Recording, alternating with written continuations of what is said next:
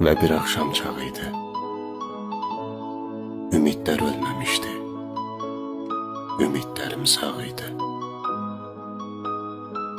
Bir zengine bakırdı başlayanda, bitende.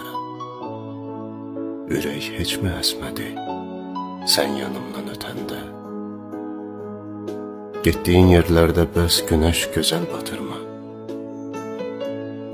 Bu kövrək şiirlerim ürəyinə yatırma.